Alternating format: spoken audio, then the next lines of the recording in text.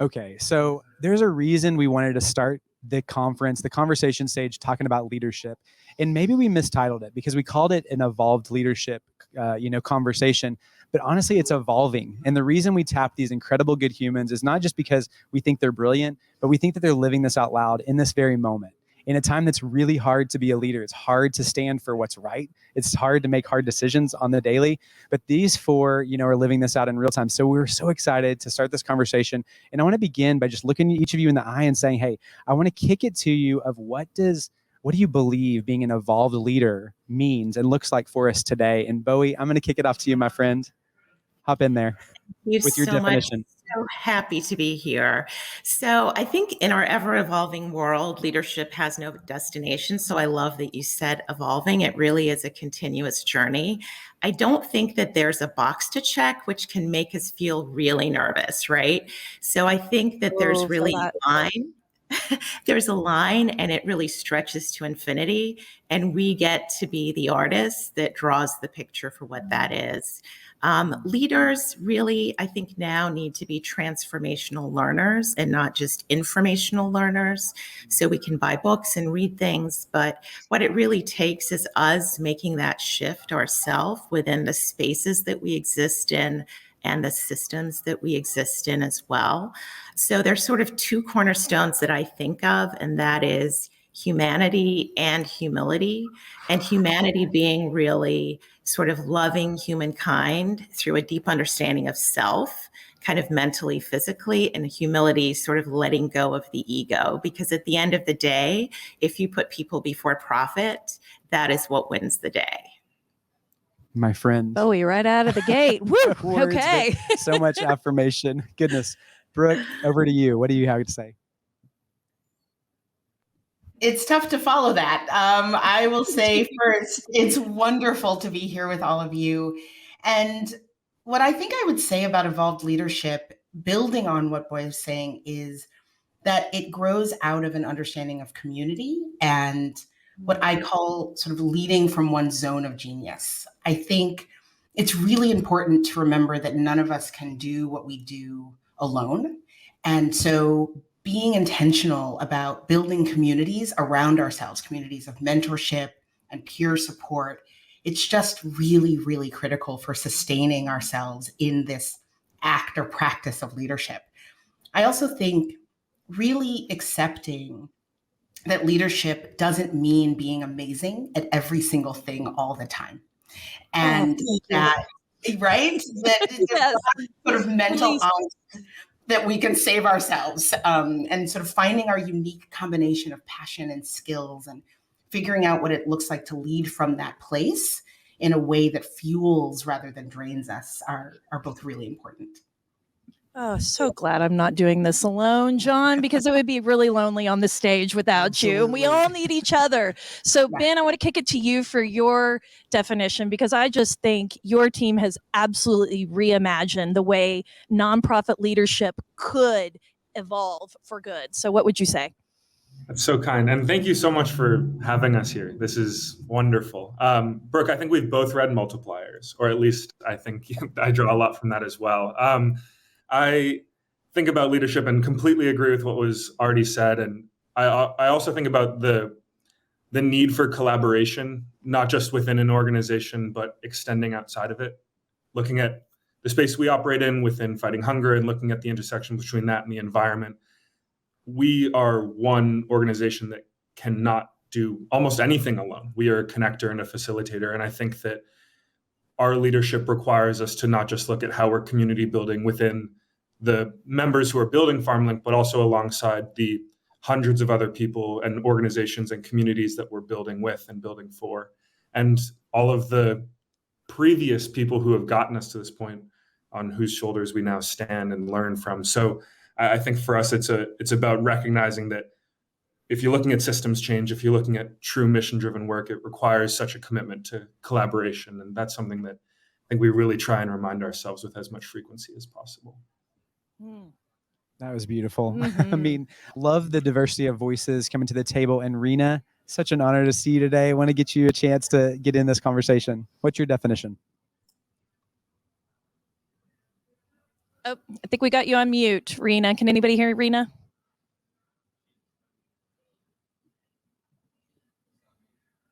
Oh, they're saying it's on your end. Okay. Rena, we're going to come back to you while you figure out the microphone piece. So, first of all, I just want to say, Ben, I'm feeling like what you said, what Brooke said, what Bowie said, I'm feeling a thread of connectivity through what Dr. B just talked about, and the showing up with humility and showing up, listening to the needs of the community and finding a way for everyone to be a part of that. And that's really like getting in your own mindset about that. And I want to pitch this next question to Brooke. We're really intent on having the right mindsets as leaders moving forward. And I don't know that we've said this, but we believe being a leader, anybody can be a leader. You don't need that in your title. You can be a new professional. The way that you show up to lead within your organization, you have something to bring. So talk to us about the right mindsets people can have as they're starting to embrace this new evolution of leadership. I love that we're starting with this question because I think everything stems from mindset and the narratives that we bring to ourselves and that we bring to the work. So the first thing that I would say is you have to have a mindset of openness and active learning, right? If you truly believe that, as Ben was saying, as Boy was saying, that we're all in this together, that we will need to do our work and achieve social good with partners and coaches and mentors and a community, then we have to have a mindset of openness to learning and changing and trying new things. Questioning how can we grow? What is the next growth edge for me, for my team, for my community? What's on the next horizon? And very importantly, who should be at the table with us, alongside us in our leadership? And what that means is that we will have to learn to work across difference, right? Partnerships and community work and collaboration doesn't always mean everybody sitting around the table feels the same thing or thinks the same thing. And so this openness has to also be about building trust for action, right? How can we focus on and trust that we have shared values and shared goals so that we can work across difference? And I think that openness is part of it. And then the second mindset piece that just feels really central for my own growth as a leader and the work that I do with other leaders is abundance. And I think we have to believe that the pie is big enough for all of us, whether we're talking about funding or finding the right staff or expanding our program to meet expanding need. We have to believe that there are people out there to be rallied, that the funding is there for all of us, that we're not competing over a tiny slice of a small pie. It's actually massive, and that the impact is there to be had. So that belief, I think when things feel tough, that mindset can fuel us. Again, going back to what fuels us. Brooke, I feel like every time we talk, you talk about the growth edges and, threading that together with what Bowie said about not having ego. It's like, if you show up like that, with that posture, it's truly like a way to accelerated growth and so much more buy-in among your team and staff. And Ben, you're leading this in real time. I mean, y'all have grown so quickly. You're surrounded by a team. So I want to kick it to you because y'all are working on an issue that's like systemic level. I mean, a bigger, deeper issue. Why is this evolving leadership so important when you're tackling something that's honestly hard to even wrap our heads around, like a systemic issue? It's a great question. We are, just to cover Farmlink for a brief moment, we're working to access the bulk surplus food that is currently going to waste throughout the food supply chain, but starting at farms. And that's leading to tens of billions of pounds per year that hopefully some of which we can get into people's homes and to benefit them. And Brooke, I want to actually touch on what you said about abundance. We just finished making this documentary about how we got off the ground. It's literally called Abundance because we talk about food in this country, in this world, and we grow more than we need to feed the population 1.5 times over. And you think about the words waste, surplus, and abundance, and they're all describing the exact same thing. And food only becomes waste when it's wasted. And so I think that looking at this systemic issue of there's 100 billion pounds of food that go to waste in the United States alone, and it's contributing to up to 10% of global greenhouse gas emissions. And at the same time, 35 million people in this country are going hungry. I think we try and simplify it and we say there is an abundance of food and it's a logistics problem. It's a matter of getting it to the right place at the right time. And when we look at it like that, it doesn't feel as unconquerable, and it feels like we at least have a first step to take. And so I think it's important for us to look at the North Star and the big picture, but then focus on that next step. And that's a place where we can start small to keep moving forward. And I'm going to give a shout out to Ben and the Farmlink team, because I think tenacity really goes with this. Ben and Aiden and the team over at Farmlink, they called more than 200 farmers before they could get one to answer the phone and say, yes, you can come out here with a U-Haul and come grab like 20,000 eggs off of our farm. And that is like the inception story of Farmlink. And I think that leaving the ego and embracing that abundance and having that tenacity are just keys. And so I want to kick it to Rena, because I think Rena does some extraordinary work as she is collecting women around major issues. And I would love, Rena, for you to just weigh in and talk about why you think systems level change is so important in evolved leadership and how you've seen that play out. Great. And can you hear me? I can hear you. Welcome. We're all excited. Sorry about that. No, and thank you so much for the question and for this group. And I'm loving what I'm hearing from all of you.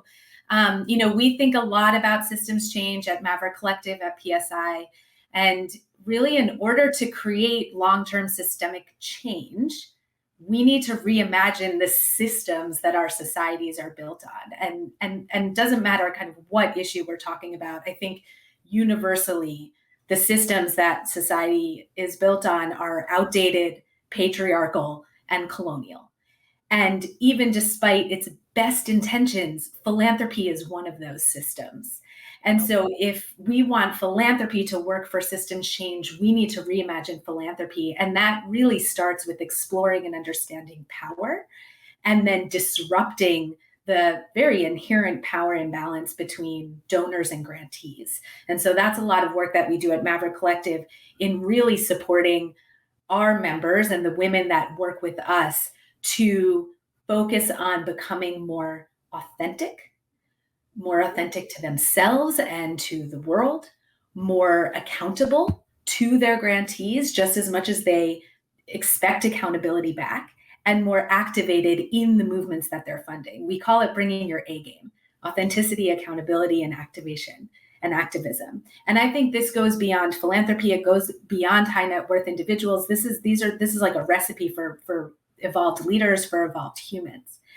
And for too long, we've had a system where donors, just because they have wealth and money, are calling the shots about what impact means, about what gets funded and what doesn't, about how long it's going to take to see impact, without truly listening to and centering the people and communities who are living the experience every day and who are on the front lines of trying to solve problems.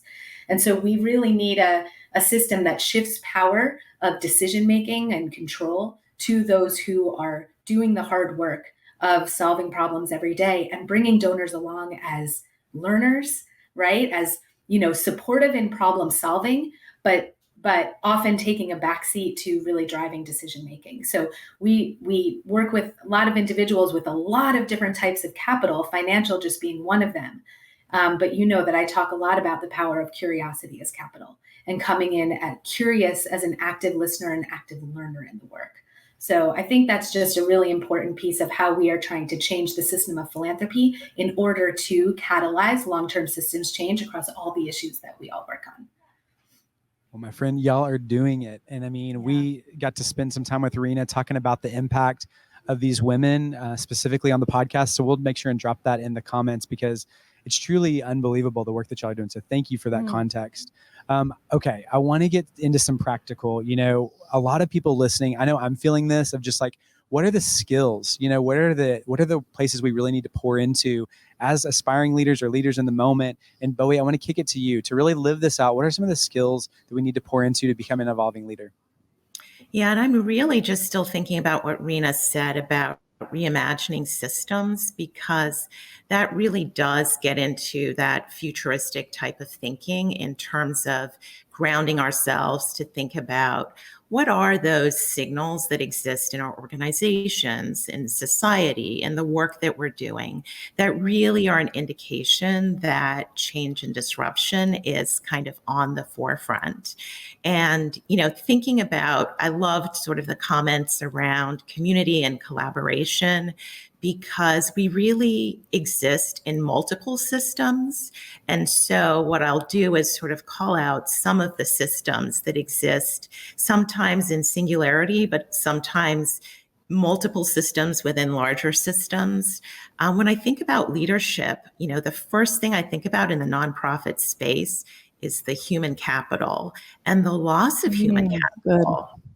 We've lost a lot of our female leaders, our minority leaders, and it really is sort of the Great Resignation, the Great Reconsideration, but leadership impacts ROI. And so that system in and of itself is what sustains the actual nonprofit.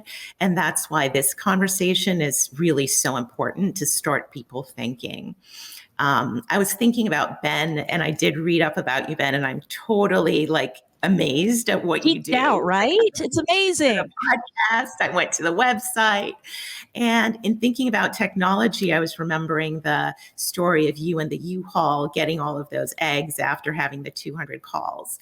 And when we look across all of the space now, technology and systems in terms of data, information, how we actually advance what we're doing, sometimes even the deliveries. So I remember you indicating that now you have new delivery systems that have had to come into place.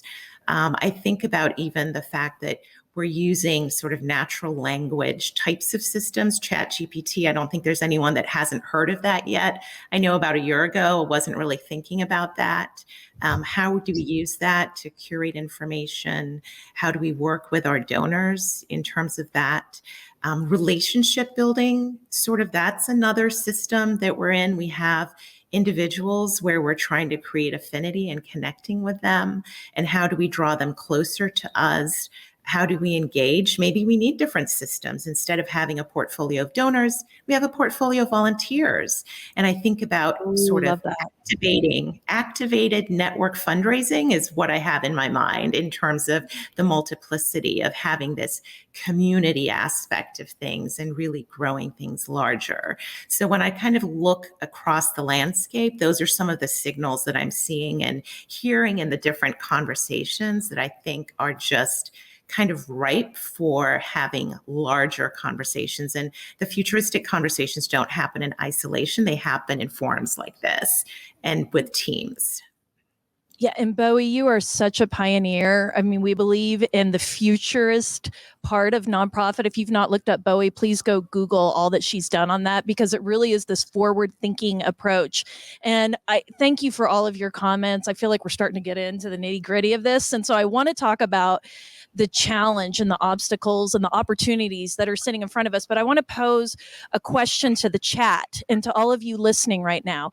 Talk to us about some of the challenges that you're seeing with your leadership right now. We want you to drop those in the chat, because you have this incredible field of experts here who we can pitch some of those issues to, and we want to talk about them.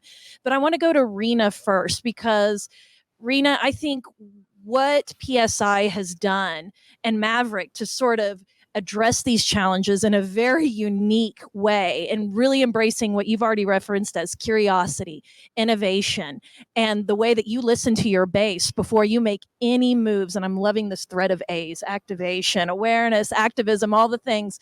So talk to us a little bit about how nonprofits can overcome these obstacles that we're seeing that are facing our sector right now. What can leaders do that you've seen work within your organization to really lean into this evolution to overcome a lot of these challenges? Thank you. And again, and I'm adding abundance to my A's because it's such a good one. And I talk about that. Love it. But I really think, nonprofits, obviously there's a lot of changes that need to happen, but I get to sit in this interesting point where I work with a nonprofit for a nonprofit, but I also work with donors and I work with individuals who are funding the work. And I really believe that change needs to happen in both. It needs to happen in the relationship between the way donors and grantees work together. And so much of that comes back to this idea of authenticity, and I think authenticity through proximity.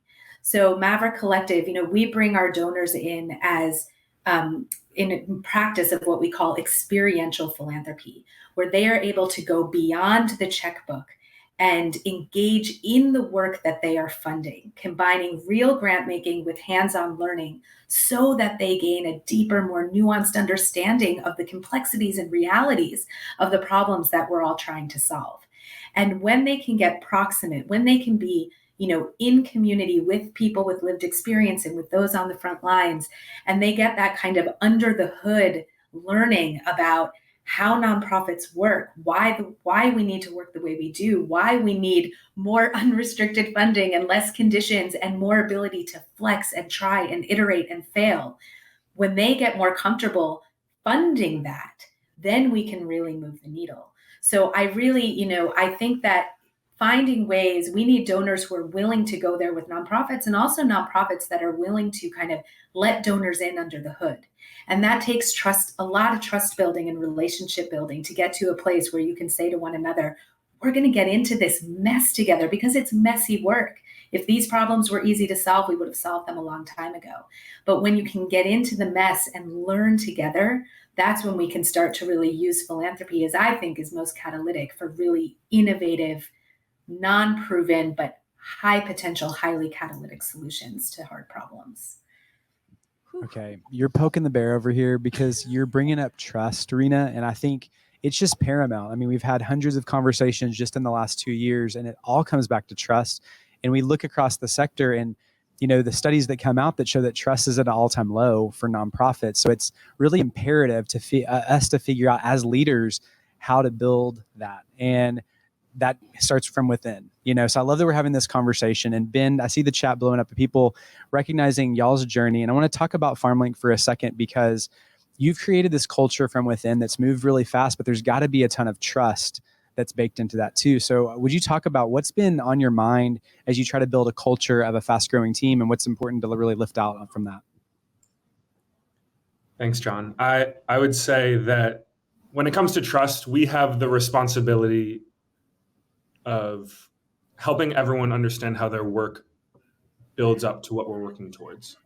We've felt like for a long time, people join Farmlink for the mission, but they ultimately stay for the community, and they stay for how they're able to feel connected to what we're building. And so if we are able to have everybody on the team, whether you are helping us with our finance invoices, or you're directly talking to farmers, or you're fundraising, every single person is playing a critical role that we wouldn't have them do if we didn't think it helped drive our mission forward. And so I think when it comes to building trust, there's a commitment to transparency that we try and take in helping everyone understand why their work is mission critical, how their work ladders up to our North Star goals. And so even if 3 of our team members are ultimately the ones that are talking to the farmers and getting those donations in the door, it takes every single person on our team to enable that to take place. And so I think trust comes down to our relationship with communication and transparency and our overall mission at its highest point.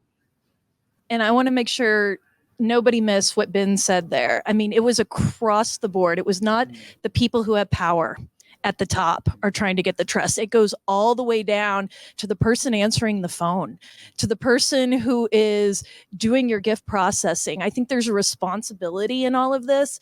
And I think the futurist part that Bowie teased, I think we got to go back to that, because I think that mindset, Bowie, is so helpful when you're really, we talk about it like seeing over the horizon and really planning ahead. How can leaders really embrace that mindset of future thinking rather than being so reactive to the crises that kind of just fall right in our plates every single day?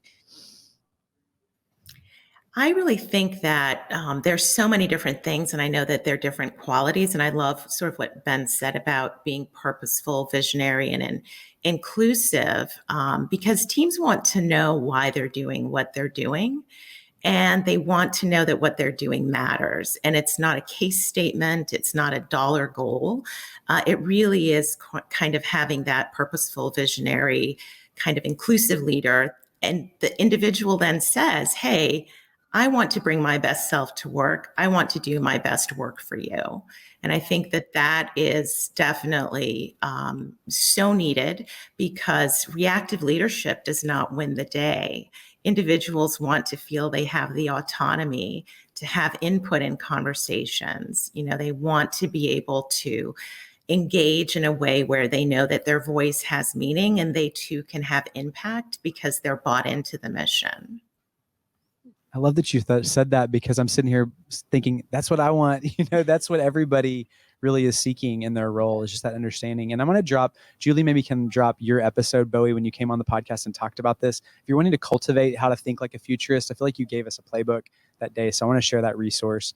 And now, Brooke, I want to kick it to you, because I think there's a tension to be managed in that we're sitting in this vortex of, solving some of the world's greatest problems or leaning into them, and also managing a team, that's right here, that's doing the work that we know there's a lot of mental health crises happening. There's a lot of challenges happening.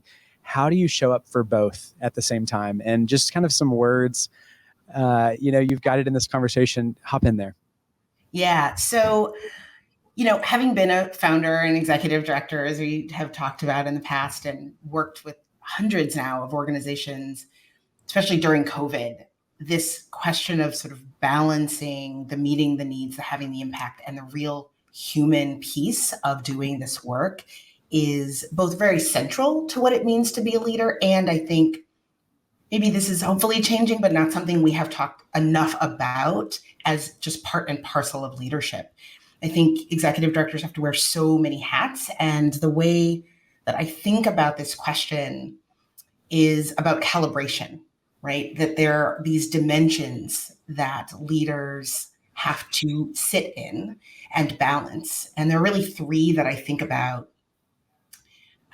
sort of working together to sustain the people doing this work. The first is the personal, right? The self. And going back to what we've talked about at the beginning, this idea of sort of putting your own mask on first, right? If we are depleted, if we are burned out, if we are exhausted, if we've lost sight of our North Star, then it's really hard to show up for and support our team and our people. It's hard to be abundant. It's hard to be open. It's hard to do all of these things that we've talked about. So that first dimension in the balance is, am I making sure that I'm fueling and feeding myself as the steward? I think the second dimension is creating a container, an organization that is intentionally designed to be healthy and stable, that is a place that people love working, that your team wants to show up, where they feel safe being vulnerable and trying and failing forward. And to me, that second dimension has always been about intentional organizational design, right? There is an institution that is holding space for people to carry out good work. And so the people are part and parcel of that. And so are we designing our organization in a healthy and stable way, right? Is our strategic vision clear? To Ben's point, is the North Star one that people understand and are excited by? Does it make them want to be on the team? Are we designing our culture in a way where the dynamics are healthy and people feel safe being their whole selves? So that intentional organizational design is the second dimension. And then the third is community, right? That the community that we are in and part of, we have to ask ourselves, how are we showing up? Are we showing up in ways that are value aligned, where we are accountable to and with the people that we're trying to serve? I always talk about how organizations, every healthy, stable organization, is a blend of clarity, which is that strategic vision, capacity, which is the people power, and capital, which is the resources and the funding. And I think to the extent that you as a leader keep your eye on those three dimensions, then you are moving in the direction of holding space for people to show up as their whole selves. Okay, I'm in a mode on that. Like, we just need to take a hard pass, a hard stop, because there's so much here. And I want to make sure that you listening out there, if no one has told you yet, I want to create some hard pause to say you are worthy of rest.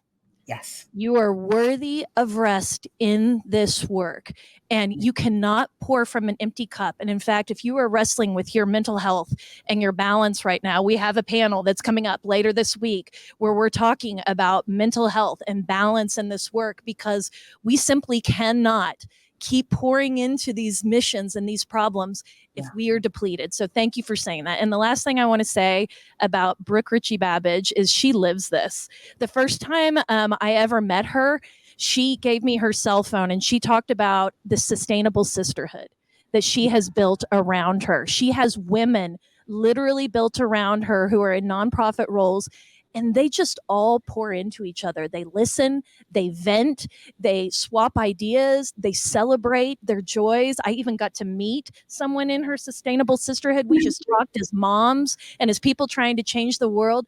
Find your community, because when you are less alone, these things seem like we can achieve them. Yeah. And so I want to stay with this theme of community and collaboration, because Rena, I just think Maverick PSI does a beautiful job with collaboration and listening. Talk about the role that plays in this evolved leadership that we really want to see in the sector. Well, it goes back again back to this idea of abundance, and that I think that in the nonprofit sector, we are so accustomed to operating from a place of scarcity and feeling that we have to be in competition over collaboration, and that just absolutely needs to change. And there's a lot of kind of people and spaces in the system that need to change for that, to allow that to happen. But, you know, at Maverick, on the philanthropy side, we had been hearing for years that women found philanthropy to be overwhelming, confusing, and lonely. And women wanted to come together and practice philanthropy together, to invest together so that they can move more money more boldly to, you know, innovative ideas and solutions, but also to learn from one another, to just build friendships, to build lifelong partnerships. I mean, this is something that I think it's not exclusive to women, and I don't want to gender the conversation too much, but it's certainly something that was a foundation that we built the collective on. And what we found is that when on the donor side, when our donors come together in community to invest together and learn together, they are, and to be vulnerable enough to allow others to witness them learn, which I think is something that is really hard for a lot of people, particularly people with power or money or who are in the public eye, to be vulnerable enough to say, again, I'm coming with curiosity and a learner's mindset, and it's okay that I don't know everything about this problem. In fact, it's actually a good thing that I don't, or you don't, because there's a lot of experts on the ground who do. And I think coming together in that way has been transformative, not only for them and their, you know, in their lives and in their professions and in their philanthropy, but also for us as an organization to be able to collaborate with donors in this really authentic, transparent way. And when it comes to collaboration as an organization, you know, PSI has been around 53 years. We're one of the largest global health organizations in the world, operating in 46 countries. We've been at this a long time.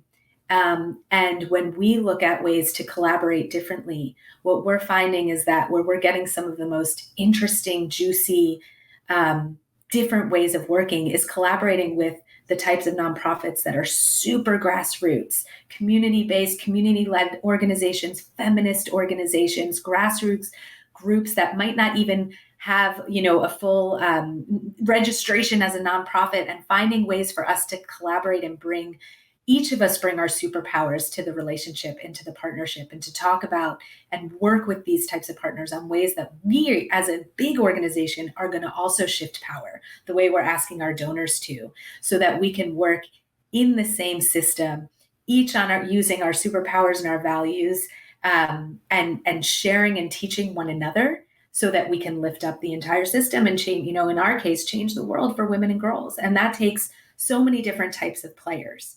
You know, it takes big NGOs, it takes tiny grassroots orgs, advocates, researchers, implementers, service providers, young people and girls themselves. And we all need to be able to come to the table and talk about ways that we're going to coordinate our actions. That's true collaboration, rather than being kind of competition with one another, operating from that scarcity mindset.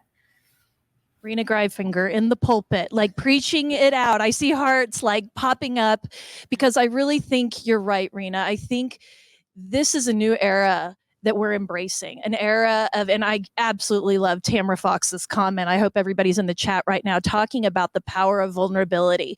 I am so excited that the sector is sunsetting this Norman Rockwell approach to the way that we do our business and the way we talk about our stories. We need to give the full spectrum of the picture. And that starts with vulnerability. It starts with authenticity. It starts by when somebody says, and I saw your comment up there, Julie, this is the way we've always done it. That is a trigger word for something that we need to radically revolutionize, and we need to relook at the way we are doing things, because we do want that equity. We do want to shift that power. And so as we're sort of winding down, we want you to definitely drop your comments in the chat if you have any questions for any of our panelists. But like on the We Are for Good podcast, we end all of our episodes with a one good thing. And we want to go around the room and have you all give us your one good thing. And Ben, I think I'm going to start with you. Our one good thing, our anything, our update. Oh man. I can't even remember what I shared for my one good thing. This can be like your mantra. Yeah, this could be a life hack, anything. Maybe drink water. I mean, like sleep. You're not going to let us down, Ben. Yeah. All right. Well, I would say that we actually just had our third birthday at Farmlink, and I think that the one good thing that it felt like we could reflect on during that third birthday, and we continue to, is every few months I look back at Farmlink and I still feel like we are at the start of our journey. And to Rena's point, it still feels like we're learning. And especially, given my personal experience, having that learner's mindset is very easy and it opens a lot of doors for us. But I think that in mission-driven work, in purpose-driven work, until we make ourselves almost obsolete, I think that we are going to feel like we're at the start of this journey. And that's something that we want to always have as our mindset, that we're just scratching the surface. This is the tip of the iceberg. And so I think if you can couple this learner's mindset with this beginner's mindset, it makes tackling new problems or answering difficult questions, it makes not knowing all of that right away a little bit easier. And so that'll be my one good thing for today. That was just casually on Ben's head. That was like a bomb, a wisdom bomb that just dropped. Nicely done. I love it. Bowie, why don't you round us out with your one good thing?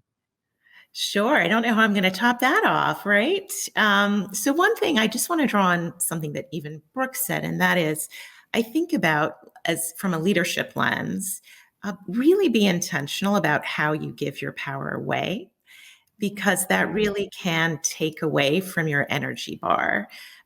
Embrace, discover, rediscover your why. And then I know Ben had said early, what is your mission critical statement? And so I think taking the time to really work on what your mission critical statement is and understanding how to conserve your power and not give it away really is needed for leaders in the nonprofit space to be grounded in this moment that really is so very complex. Friend, that was brilliant. Okay, Brooke, over to you. I will build on that and say, if I can only do one good thing, I would say check in on your superpower. I think that, it's really easy when you do this work to be conscious of the balls you feel like you're dropping and the distance between where you are and where you want to be. And I think rounding out a learner's mindset with occasionally remembering to pat yourself on the back for the things you actually have done, the things you do well, the balls you have managed to keep in the air is just really important. And we can forget to do that. So that's what I would say is check in on the things that you do really, really well and say, you know what, today I did this thing and it was great, and go me. I mean, grace, right out. I mean, give yourself grace. Do we do that in that is not a cultural norm for us. So I absolutely love this, and give yourself a pat on the back because we are doing really hard work. Rena, finish us off. What have you got with your one good thing? I think that the one good thing is the team, and my team, our team, right? The people around you. As a leader, you only shine as brightly as your team does. And the more that you can uplift and ensure that your team is shining, that the people who are usually doing a lot of the grunt work, that kind of allow you to lift up and shine and be expansive and be strategic and come onto great events like this. That's because usually, if you're lucky, there's an incredible team that is doing a lot of the really hard and sometimes less sexy work. and making sure that every single person on your team really sees themselves in your team's success, feels the success that you're creating together, and finding every opportunity to lift those people up and allow them to shine, and you will only shine more brightly. So I think it always comes back to your team. Okay. Can you understand why we gathered these four humans to speak into us? I feel the pep in my step. And I just want to remind you, everybody listening, these are all humans here. Reach out. Like, following along with each of their journeys, I can tell you, has completely changed our world, rocked our world. So go find them on LinkedIn, go follow them on their newsletter list, go support their organizations, because these are world changers that also deeply care about you as the individual. And that's like a banner of this conference, is that you belong here, that we want you to feel seen and supported. I can assure you, everyone on this call today is rooting for you. So if you're looking for that, reach out, find them. And my advice to you is, let's do a 1% shift today. You are here pouring into yourself, pouring into your mission because you believe in it, because you believe in your ability to bring your gifts to bear, to change or improve your community. Make a 1% shift today. Write down something you heard in this session with Dr. B and future sessions, and make that shift, because we want to be the change that we want to see in the world. Please reach out to these incredible individuals. They're on LinkedIn. If you don't have a place to reach out, come to our house, our sandbox. We're at weareforgoodcommunity.com. We hang out with 1,500 of the most progressive, forward-thinking, kind individuals who want to live and work in this space with comfort, with balance, and with justice. So thank you to our incredible panelists. Thank you for coming. Please stay with us. We're going to be coming back. We're going to be talking about evolved digital strategies with another powerhouse group. But appreciate your time, panelists. Thank you for your hearts. Thanks for your wisdom. We just love you dearly.